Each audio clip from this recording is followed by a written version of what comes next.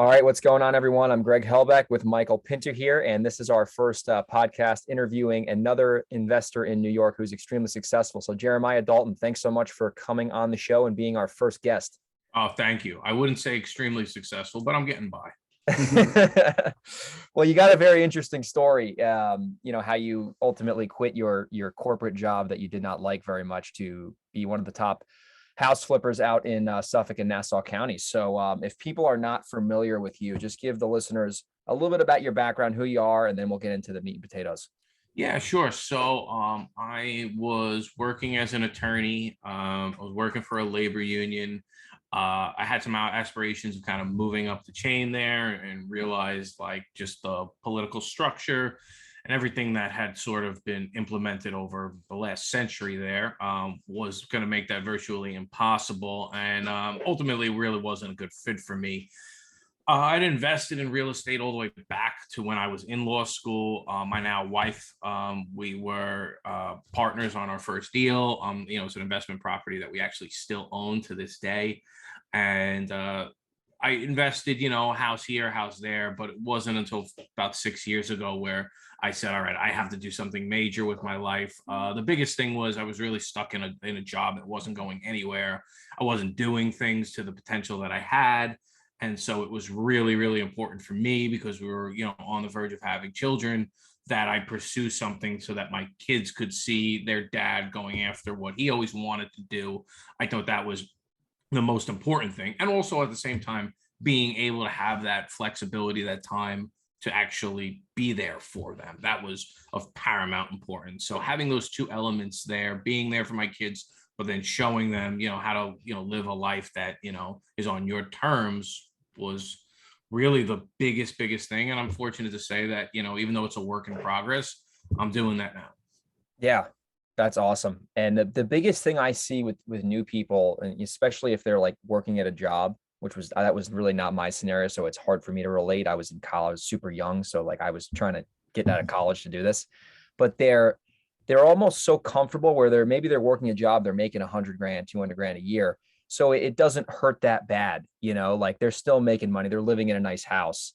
And I think it can be harder for them sometimes to make that leap because what they have might not be terrible, but they know that they could always get something better. So I give you a lot of respect for quitting a successful job to eventually get into this, because you knew deep down inside that wasn't like the money really wasn't the thing driving you. It was like you wanted the freedom, obviously. I wanted the freedom. Obviously, I wanted to be able to earn more money to, have experiences, with my kids that they otherwise wouldn't have. I'm not somebody that is building his business based on, I want to leave my kids a ton of money. Because quite honestly, if you look at history over the years, like it by the second generation is practically gone. You know what I mean? So it's important for me that I teach some skills, that I set the example, but there's a good chance that I could, spend all of it before I die, but again, it's going to be I'm going to be spending that money with them. You know what I mean? Now I'm not saying I'm going to do that, but my main goal, I see a lot of people talking, I want to leave legacy wealth. I want to have, 10 generations. I got news for you.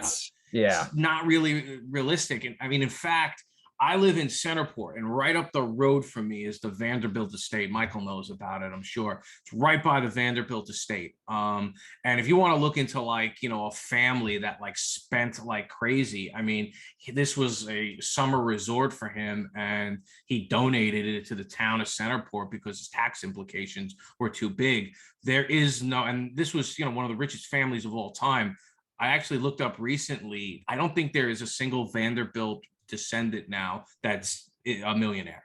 The money's all gone. You know what I mean? Now, granted, they all had like 15, 16 kids each, but the money's all gone. And my point is that money really only lasts for so long. That legacy wealth that people talk about, I'm not knocking it. But again, the biggest impact that I can make is here and now, not with the money that I leave behind. No, that's smart. So Michael, I've been hogging the mic here. So I'll let you ask Jeremiah the next sequence of questions on kind of like what his business looks like now out. Primarily you're in Suffolk, right, Jeremiah? Yeah. We do Nassau from time to time, but we concentrate primarily in Suffolk. So Greg, you're much better at this interviewing and done much more than I have. So I'm fine with you keeping the lead, but I can ask you, Jeremiah. So I wanted to ask you, Jeremiah,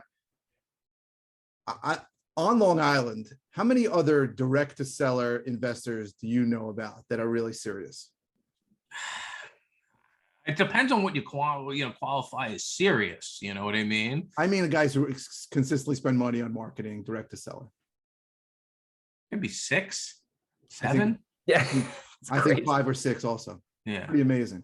Yeah. So we have like 40 to 30% of all the people working on Long Island on this phone call right now. It's pretty unbelievable. There's almost 3 million people on Long Island. I think that's an amazing thing. And I tell people, like, I mean, I can name them, right? Billy Alvaro, the Wagners, Jeremiah. I mean, these are the people I know. These are the guys who do business. It's an unbelievable thing. Like we almost take it for granted how little competition we have. What if you had to guess, and you don't never really know the answer to this, but if you had to guess on the properties that you make an offer on, what percentage do you think you're the only offer being made?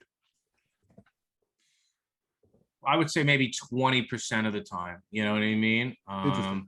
I thought it was much higher. For me, I think it's much higher, but I don't really know the answer. Right? You don't really. Yeah, and I don't either. I know I closed on something yesterday. I know for sure we were the first and only person he went to. And that was a byproduct of just being, the situation. I'm closing on something today.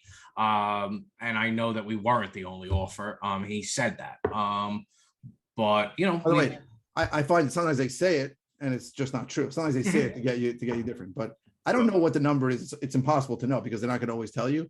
But I think for me, I think it's over 50%, maybe even 60 or 70%. I'm the only offer, and I think we take for granted how few competitors we have, and I think that's an amazing thing.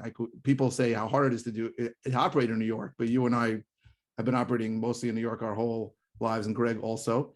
And I think it's an unbelievable thing that there's so few people in our area. I think it's great. I'm thrilled. I know there's going to be more over time, but I think it's great. Yeah.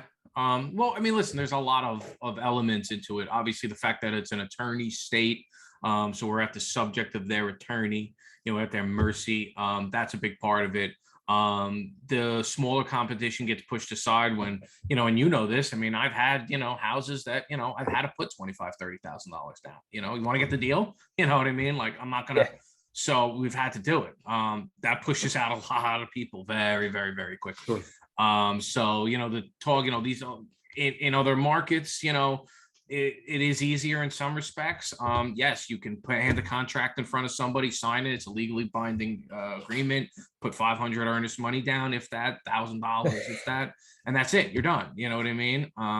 This is a little different. So it does weed out a lot of the people who are just, doing this as a quote unquote side hustle. But of course, it takes some real money to operate here. And I didn't, I was fortunate because I was working and building my business. Everything I was making on my flips, I was just putting back into marketing. Right. So that by the time I left, you know what I mean? I didn't have, a formidable marketing machine, but enough that, I could be taken seriously. Sure. Yeah, that's awesome. To me, that combination is an amazing thing where we are. And if you only operate in New York, you don't even know it, but you don't realize how different New York is than the other 49 states and how a real estate transaction takes place here between a seller's attorney and a buyer's attorney instead of between a buyer and a seller like it does in the other 49 states. So as Greg mentioned, and I didn't ask you yet, but can you give me a basic description, an overview of what your business looks like today? So we're basically we'll probably do north of 60 properties this year, fix and flip. So, if each property is taking, 5 to 6 months between purchase and resale, we're having, little between, 25 to 30 at a time. Most of our rehabs, they are, done fairly quickly. We've got multiple crews. We've built great relationships with crews. So our rehabs typically are only taking, 4 to 6 weeks. Some of the longer ones, maybe 8. The biggest holdup that we're having, and Michael, you could attest to this, is just now once you get a deal under contract to sell, it's just taking a long time to actually get to the closing table, and that's it. So it's creating this like big log jam where people are like, oh, you got all these properties. I'm like, well, yeah, I own all these properties, but out of inventory. Yeah, but out of, 25, 30, I'm talking about only 6 or 7 active rehabs going on it. You know what I mean? So the rest of them, I'm just waiting for them to sell. So I mean, that's really, I would say, the snapshot of, the business itself. We've grown team wise. We have a full-time acquisitions person, a full-time lead manager, full-time maintenance guy. Just to go around and address all the little, concerns, making sure every property is in good shape and making sure if they see something, they take care of it right away. So having that full-time maintenance person is really important. Full-time lead manager, we're gonna have to bring in a second person just to kind of handle, the volume of leads that we have. We have a full-time acquisition person, and then I just brought on a full-time operations person to kind of handle the, the day-to-day operations, whether it be just making sure utilities, insurances are in place, whether it be, coordinating, different vendors, finding out where material is, and posting job ads. That person started a few weeks ago, but he's doing a great job so far. Now let's focus on the contractors a little, because that's obviously the hardest part of this. Oh, So do you have gives me a contractors that headache work thinking about it. for you full time? Are they separate 1099? And how many crews do you have working at one time? Anywhere from 3 to 4 crews at a time. We're definitely 90%, of their work. They might, take a bathroom job here, kitchen job here. And certain guys can handle, one job at a time. Some guys can handle 3 or 4. Some guys can handle 2. So it's just really, it's knowing the strengths of the different crews and placing them in the correct spots. You know what I mean? There was a house I bought yesterday. I knew undoubtedly the person that, had to have that job. So having the 3 to 4 crews, we'll probably have to add another one in a short amount of time. But, we've also been up to, taking down a lot of properties, doing, not a crazy amount of work and putting them back on the market. So, a lot of that, I would say, glorified wholesale because there is, some, it's more than just, paint and carpet, but not, the full rehabs that, we normally do. Sure. So how do you find your contractors? How'd you get to them? Every one of them has been word of mouth. Every one of them has been a direct referral. Of the ones we've used over the years, I would say that's been at a 50% success rate. So of the crews that we've had, we've tried, that same amount, and they didn't last past one job with us. But it's always, and you'll know. I know how that feels, man. Yeah, Oh. So, and you got to be careful. I mean, one of the things I tell people when you're hiring a contractor, make sure you pick the right house. If you got a house that, it looks like it wasn't built properly, a little bit of a dicey situation, don't start him on that house. You know what I mean? Maybe give him something a little bit simpler, a little more straightforward, something that's more structurally intact. But I've made the mistake of, giving full gut rehabs to people that really it was too much for them to handle. And to be fair, the house wasn't in great shape.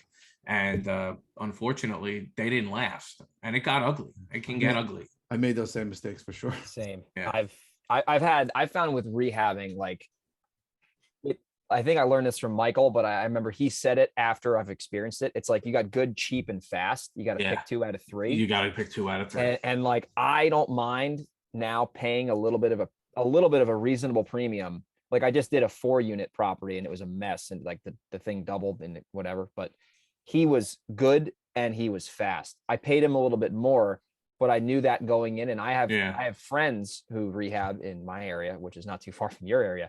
And they're like getting these guys so cheap, but they're just getting killed with the timeline. And I'm like, dude, like, your time is worth more than babysitting a guy who's saving you $2,500. Like, you don't even have a tenant in that property yet, and you're still trying to go with a cheap route. Like, it doesn't make any sense. It doesn't. It doesn't. Now, listen, I mean, that comes back to, if you buy the properties at the right price and you have the right spreads and you can afford to hire the right person, do the job the right way, list it for the right price where it's going to have multiple offers. And then those multiple offers, you can pick the best offer with the best terms. I mean, it's all kind of, when you trace it all back, it all goes back to buying at the right price, which is why and Michael the same way, like, REOs, auctions, you had to walk away from that because there was no way to make money. You could still make money doing that if you're a guy that's going to do 1 or 2 a year, and maybe you're a contractor yourself. There is some opportunity there, but for purposes of scalability of a business, you just were never going to be able to buy at the right prices. Yeah, Took for me sure. took me 4 years to realize that. For the first 4 years I was in business, I was only buying at auction and online auctions. And then I finally spoke to someone who said, like, you're never going to be able to buy it at a deep enough discount if you want to wholesale. Yeah. And you're not going to buy a deep enough discount. Even if you want to rehab it, you should get it at a deeper discount. And you got to go direct to seller. So Yeah. that was 5 years ago. I wish it was 9 years ago. That's interesting. So Jeremiah, the thing I've seen with your business is that you do direct to seller marketing, but at the same time, you're rehabbing all these properties. So my question for you is, have you ever wholesaled before, or at least did a little bit? And then like, obviously like you like rehabbing better. So like, what is like your experience with wholesaling? Because a lot of people in New York, they have a tough time wholesaling because it is a lot different than. Well, yeah, I mean, Carolina. attorneys don't make it easy. In the situations where we have wholesale, we were fortunate that the attorney allowed us to assign it. Doesn't happen a lot. Michael, I'm sure can explain that part of it a little bit better. Let me stop you. You once took a deal from me. You didn't do anything wrong, but I had a guy in Huntington, South Huntington, crazy seller, and the guy looked like he was homeless. I made him an offer and he accepted it. At that, it was a negotiation, but at that offer, I knew I had to rehab it. And for some reason, I was just stupid and I pushed him on making it assignable. I don't know why. I guess I figured there was a chance I could wholesale it. And then he sold it to you for the same price. It was completely my fault. He used some crazy attorney. He found some attorney online for like $400. Oh yeah, I remember this that guy. one. Yeah, High Ranch. Yeah, that was the strip club house. What do you mean? It was down the block from a strip club, and I didn't realize it until after I bought the house. And we had house showing after showing after showing. So what's going on? Everybody loves the house, but they're concerned about the strip club. What do you mean the strip club? The Carousel. I'm like, that's a strip club. I thought that was a bar. You know what I mean? So, that was it. Yeah. So that was just a mistake I made because I pushed for something that I didn't really need, and he ended up selling it to you for the exact same price. And so for me, I'm trying to push that on most situations because I want the ability to wholesale it if I can wholesale it. But if I was rehabbing, I would never get into it. If I was rehabbing vast majority, I would never get into it and make it a big deal. But for you, if you're taking everything down and rehabbing them, then I think it gets a little easier because a lot of the attorneys don't like to make things assignable. No, they don't. I do know that people will go under contract and they won't allow it to. The attorney on the other side will say you can't assign it, but once everything's clear and you're ready to go, then you can say, hey, we're actually going to assign this deal. And more than not, everyone just wants the deal to go forward. And so they usually, the attorneys don't balk at that. But we haven't encountered that situation that often, so I wouldn't be an authority on it. What situation would you be more inclined to assign a deal instead of closing on it? Like what would geography really more than anything. That's really what it is. You know what I mean?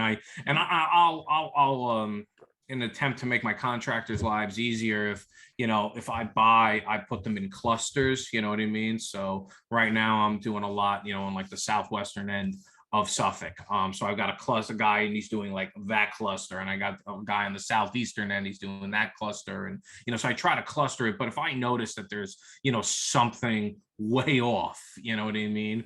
And I just say like, you know what, we got too much coming down the line, too many big projects. And this is just something that's going to it's really going to just be the straw that breaks the camel's back, you know what I mean, so to speak. Maybe not completely, but just make everyone's lives crazy. I say, all right, you know what, this is what we're going to assign, God. Totally. How do you work with contractors and materials? Do they usually, is that included in their price? Do you have to buy them? I used to do the time and material thing. And what I found was that the contractors became less focused, you know what I mean? Because they already had one element of the job they didn't have to think about cost wise. When you put you put the onus on them, like this is your price, cost of materials, you know what I mean? They find a way to make it work. We routinely inspect the properties, so covering something up is not what we do. But I like the one fixed price. I've just find that when I've done time and materials, you think you're saving all this money. It just becomes more of a job. You know what I mean? Yeah. Like at one point, a couple of years ago, before I had people handle this, I would have text to confirm stuff. at Home Depot. I'm doing that. I'm still doing that now. I know. It's a pain. And sometimes, I remember one year it was in the fall, and I was out east with my kids doing a fall festival, and Home Depot calls me because my contractor may needed to make a $25 purchase. You know what I mean? Right. And I was like, oh, you got to be kidding, because I didn't look down at my phone fast enough to press one. Right. And my wife is screaming at me. You know what I mean? And I realized, okay, that this just can't go on. You know what I mean? When they quote you something, it includes materials. We still have text to confirm, with our in-house maintenance people, you know what I mean, that go around, check the properties and do the odds and ends. We do that, but typically Monday, that's early in the morning, so we can handle that. But do you give them specs as to what materials you want them to use? Do they know? They know. I mean, at this point, they know. I've always joked that I have I'm cursed that anything I pick, I really like, it looks good, and then they discontinue it. And then I gotta start all over again, especially with flooring and backsplash, happens all the time. But yeah, they know what I like, you know what I mean? And we try to, every year or two, we'll spend a couple thousand, bring a designer in, especially if we're doing a really high-end home. Hey, we'll kind of allocate that, money, give us a really nice design scheme, but then we'll use that and implement it in other houses, just to kind of change it up a bit. Yeah, no, that's awesome. And I've experienced that, where once again, going with the cheap route, you pay them by the hour or whatever. And then you're I've probably been to Home Depot to buy materials 5 times ever, because I'm just this, I'd rather just pay that premium or have it be in the budget, so I don't have to worry about it. So another question for you, Jeremiah, is Michael loves this niche. I like this niche too. I'm sure you've encountered this. I want to see what your experience is, at least with COVID being hopefully on the tail end now. I buy properties with tenants inside that are nasty, and I'll keep them as rentals, right? Sometimes in Long Island, that's harder because of the taxes. So what do you do you do that type of thing, or how do you handle? Because I've made so many stupid mistakes. I've learned a lot from my mistakes with dealing with tenants and trying to get people out. So what is your experience with that? Because that's a real thing going on, especially in New York. It's a tough state to deal with nut job tenants. It is. So I once earned the moniker the tenant whisperer, because I usually had a way of talking to them and kind of getting them out. I still have good relationships with a lot of houses, the tenants of the houses I buy. Biggest problem that we're having is they don't have anywhere to go. Mm-hmm. We're able to make a deal and we can, work it out. And I don't nickel and dime, let's say they want 10 and I'm at 8. All right. 10's going to get it done, fine. They're ready. They want the money, because a lot of them are just, they're going to, I hate to say, they're probably going to go rent for a month and then, keep the rest. But at the end of it, the biggest problem, they can't find anything right now.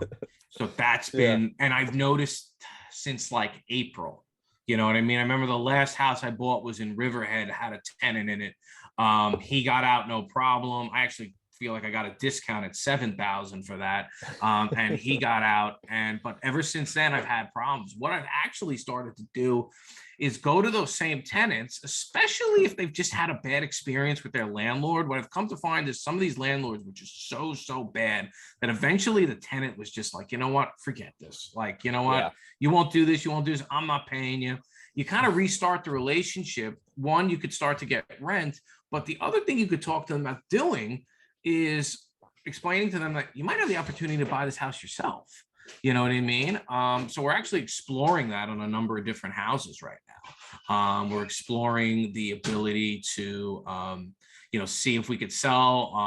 They have to use mortgage people that I know. Yes, unfortunately, there might have to be some kind of seller's concession to kind of get the deal done. But in essence, wholetailing it out directly to them has been an option that we've been exploring. I've done it, but I've never done it on an existing tenant. I find that usually the existing tenants, certainly the ones that aren't paying, they use that as an excuse to drag you along. Yeah. But the first house I bought in Elmont was a 3-unit, probably an illegal 3-unit, and it was a mess. And we set one of the biggest unit. We did a rent to own, and she ended up buying it. But be very wary. Yeah. No, I know. you got to make sure their credit is good. Most of their credit is not good. Well, and like I said, I told them I would not go forward unless they went through my mortgage person. I actually spoke to him today, and he said, "No, these people actually check out. It's not the greatest in the world, you know what I mean." Right. And also, too, when you break it down, you say, "Listen, this is what you're going to pay in your monthly mortgage. You see what's out there, you know what I mean?" Yeah. There is, it's appealing. I haven't succeeded with it yet. It's just an avenue we just started exploring just to see, but yeah, we'll see what happens. Okay. Think about that. I have a dog tenant in one of these properties. I got them to pay again, but they're not going anywhere. Like they're paying like nothing. So I'm just thinking about maybe pulling that on them, but you could try it. You know what I mean? Again, I know that in the situation that I was in, I bought 3 properties so far. I'll only take so many at a time. I bought 3 so far. 1 had a paying tenant and the other 2 were non-paying. But the 2 non-paying, it was the same landlord. And when you started to get into the nitty-gritty of why they didn't pay, their stories matched up. And so you started to say, like, all right, like, yeah, these people have been less than stellar, but there's 2 sides to every story. And maybe the guy on the other end really was the one, the main contributor here. Yeah, that makes sense. Sure. So another thing I've found with, watching you from afar is that you're very good at, obviously you're rehabbing houses in Long Island, so that's going to be expensive. So you've been very good at being able to raise capital for your real estate deals. And I see that being one of your assets. I believe, I don't know if I'm accurate. Do you do private money for everything? Or are you hard? So everything. So how have you gone about the last, what have you been in business for 5 or 6 years now? Full time? Yeah. Raising private money, because I mean that's if you can do that, I mean that makes everything so much easier, especially in Long Island or the Hudson Valley. And how do you structure with a lender? Sure. So the big thing that we started off hard money, some hard money and money from close family friends. We were fortunate. I was fortunate at the time that there were some close family friends that had some money and were able to there were 2 different people that each invested in a house, which obviously helped build my track record. Social media has helped quite a bit. People connect. I have a lot of people that reached out to me. Some of my bigger investors are people that reached out. They were looking to flip houses themselves. And then, you offer them the opportunity to say, hey, why don't you invest in my deal? See exactly how I do it. And you want to take that knowledge and put it to use, great. Or if you want to continue to invest with me, you could do that too. And then they see kind of firsthand what you're doing, and they realize like this is a lot of work and this isn't easy. Yeah. And at the end of the day, what I made in pure passive income, and I don't have to go out and scout properties. I don't have the same systems that you have, Jeremiah, to find those properties. I'm just better off doing this. You know what I mean? And more often than not, that's happened. A lot of people don't take this avenue a lot, but a lot of sellers, since we're direct buyers for the homes, hey, you're getting a check for, $300,000, $400,000 here. What are you going to do with that money? You know what I mean? And we have people that are big investors of ours, because Michael, a lot of people that we buy from, they're very well off. It's not how it's depicted. These people are very smart. They want something fast, easy, you know what I mean? And at the end of the day, they've got the wherewithal. If they wanted to sell his house with a realtor, they could. But the fact that, they're selling it to us is they got bigger fish to fry. But that also means that they've got the deep pockets, and we've been able to, in turn those people into private lenders. So there's been that. We also offer incentives where, hey, if you bring us somebody that's a private investor, and let's just say he puts up $400,000 for a house, we'll give you a 1% finder's fee. You know what I mean? So people are motivated. Oh, I know somebody who has money. I know if somebody has money. So over the years, those different avenues have all, have allowed us to build a pretty substantial fund, but then it continues to grow more or less on its own now, just by word of mouth. So all those people, whether, they were brought in by referral or from social media, or they were sellers themselves, they've had such good experiences. They tell their friends, they tell other people. And it's like, they almost like become like mini funds unto themselves, because they've brought on all these other people, and 6 of their friends now are in, and 3 of them are doing one house, and the other 3 are doing the other house with me. And it's just kind of grown that way. But it's come from, above all, delivering and doing the right thing. And I have somebody, it's a part-time position. I mean, she's handles accounts payable, but that full-time position more or less is dedicated to servicing our investors, making sure they get statements, they get updates, you know what I mean, and making sure that they're taken care of first and foremost. That's awesome. How do you typically structure your private investments? So typically, we're able to get the purchase price and rehab covered. We won't exceed 75% of the expected value of the home. And rates are roughly around 12%. If people choose to do more, if they have multiple, sometimes people have millions with us, we can up that rate by a point or two. But that's pretty much it. We give them, one of the things we do is we do give them a 5-month minimum. So if they're, smart.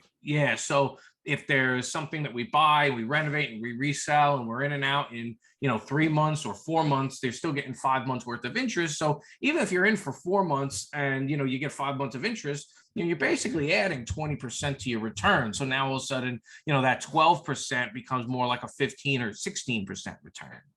Yeah, I found that to be, I had one lender one time, he was on the fence, and then I talked about the minimum, and that got him to the finish line. He's like, oh, that makes a lot of sense. Cause he's like, if you have this house for 3 months, I'm getting but that was a huge thing for me, at least. And it's funny, I actually ran into, you never know who I was in Florida like 3 months ago watching the Lightning game. And I'm talking to this guy, and he's like, oh, my dad invests money with this guy in Long Island. I'm like, who is the guy? I might know him. And he's like, oh, this guy, Jeremiah.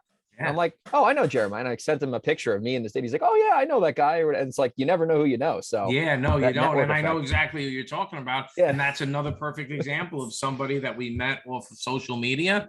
And he's told, everybody, because he's had such a good experience and he loves what it is that loves what we're doing.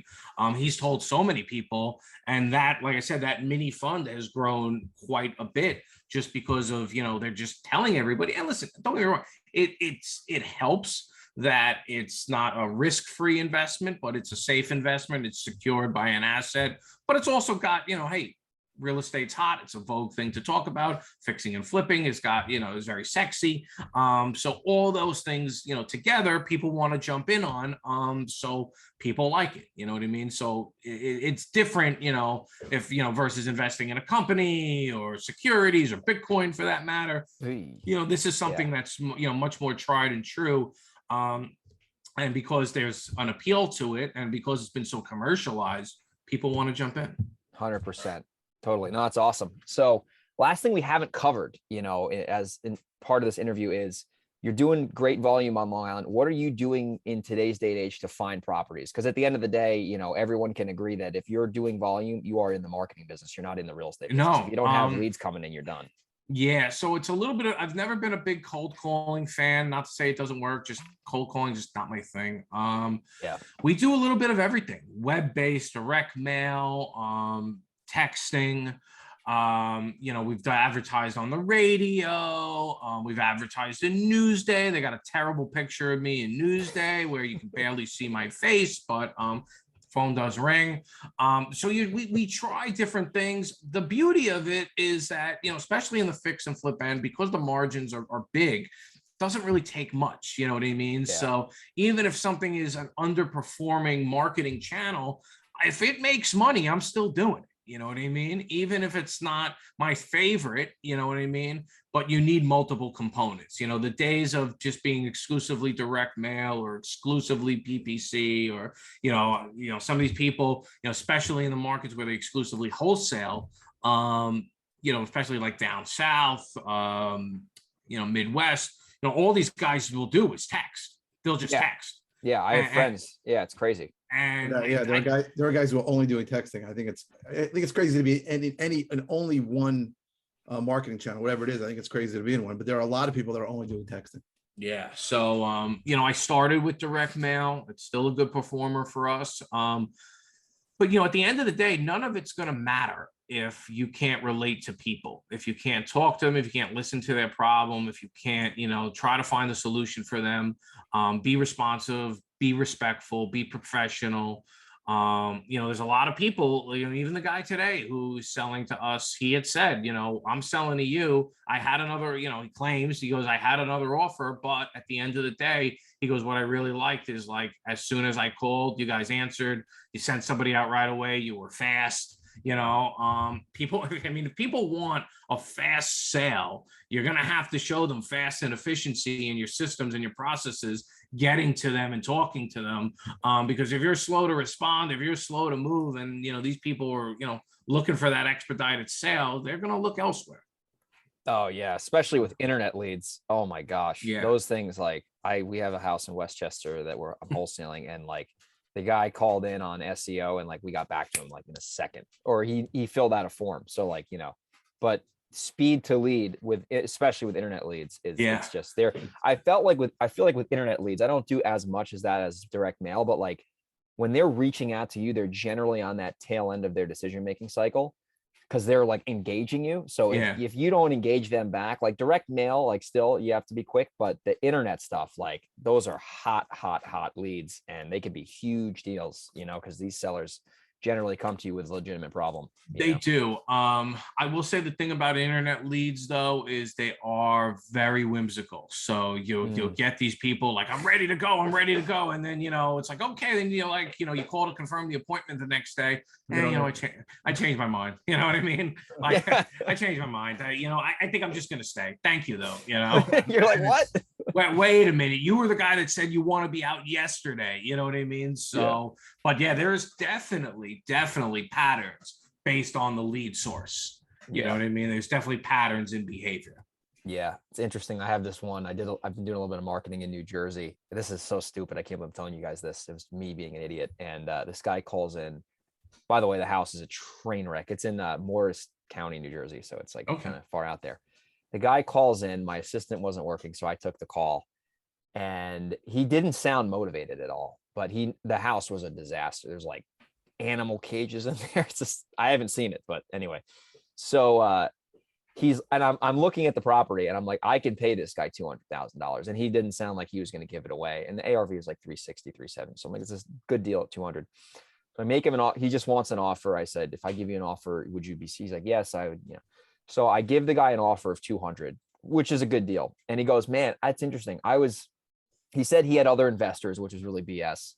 He said, I was about to sell you this property for 150 and you just offered me 200. And I said, fair enough. I ended up getting it for 140. Okay. So we ended up getting, I'm like, listen, You get the price down. But the point of that is that a lot of sellers, and if people are new listening to this, I think their expectations of what a motivated seller is, especially in the Northeast and in like California, these people are just reasonable for the most part. They're not desperate. They're not rolling over, going into foreclosure. I mean, once in a while that will happen, but they're going to be reasonable. And the biggest thing I've noticed is that they don't want to list their house for some reason. That's the biggest thing. They just don't want to list it, because that's usually a deal killer in Long Island or in the Hudson Valley. Like, they're going to list their house. It's expensive. But the sellers, they always say, I don't want to list my house because insert your reason. And then that's where there's an opportunity to add a lot of value, because they already see the value in the service that we can provide versus them having to go the traditional route. For some reason, I would personally list my house, but it is what it is. And I tell them, I mean, ultimately, if you want to list your house, go ahead and list it. And I say this, I had this on a situation on a house that in Green Lawn, I held for over a year, and it kept going under contract and falling out. Nothing wrong with the house. Inspection went fine. Just, I mean, it was in the midst of COVID. One buyer dropped out because she thought the world was ending, and there was a whole bunch of stuff there. But I've told people, I mean, there's houses. I mean, I'm in a house right now. I think we finally got clear to close. I'm going to be in it for like 8 months. I've been done with the house since February. Second buyer, you know what I mean? First one couldn't qualify. 8 months isn't even that long. I had something in Mastic. It took me like 15 months to get through it. I fell out of contract 4 times. I went into the contract more. I made more and more money each time. So that was good.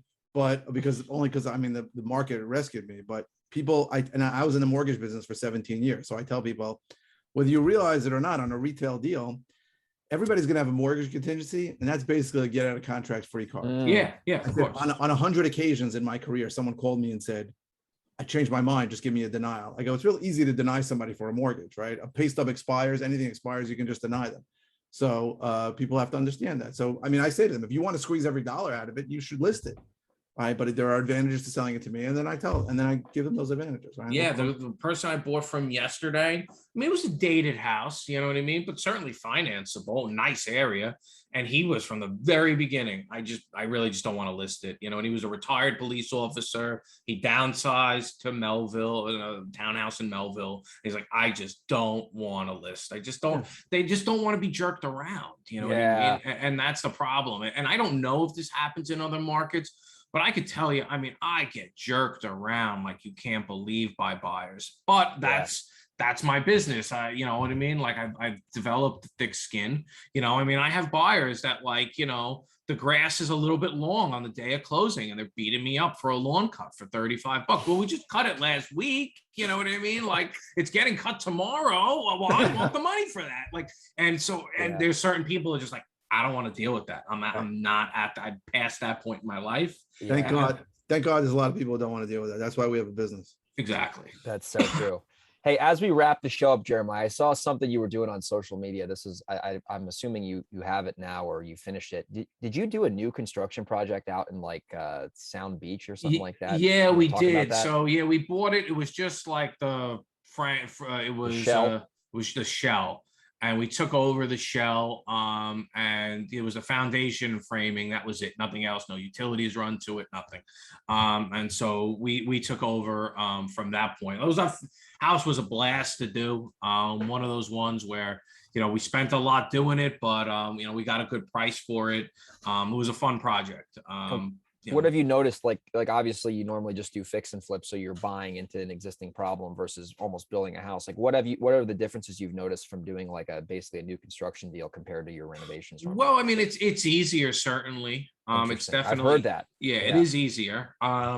By the same token, though, it makes you grateful because, you know, the cost to run electric to the house, the cost to run water to the house, the cost to do a septic system, they're expensive costs. You know what I mean? So you take those for granted when you buy a house, but you don't realize if I had to do all this would really, really add up. So it's two-edged. You know, if you could buy land at the right price, new construction is great. You know what I mean? It's easy, it's straightforward. You don't have really many questions, and you know it was fast. I barely had to go there. The project came out fantastic, but you have to understand, like, it's not cheap to build new.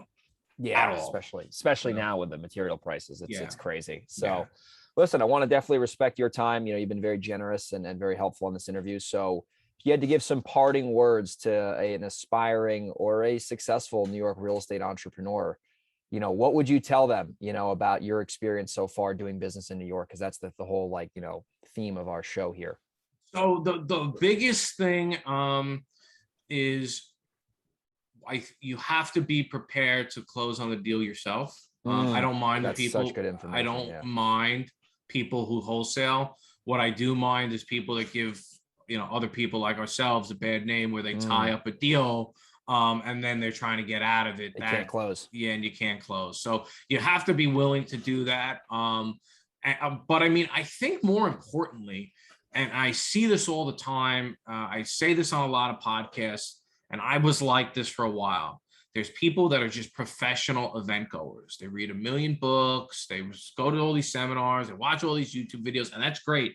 Professional students, you know, and they just never do a deal. And I could tell you that, like, you know, 20%, if that, no, I mean, 10%, 5% of what I know came from books. The rest of it came from experience. It's good to have. It's a nice little base. You know what I mean? But I mean, literally, when, you know, building, you know, if you compare it to like building a house, I mean, I wouldn't even call it a foundation, you know, doing all those things. It's even less than that. You got to do a deal. You have to actually go through the process. And I can tell you, and I actually did it today. It's funny because I was driving through an area and I drove by my first house that I flipped. I hadn't been there in years, and I drove by, and it really kind of hits you. But that first deal I did okay on, didn't make a ton of money. Okay. But I made money, and it was like, oh, wow. You know what I mean? Like, I can do this. And I've never looked back since.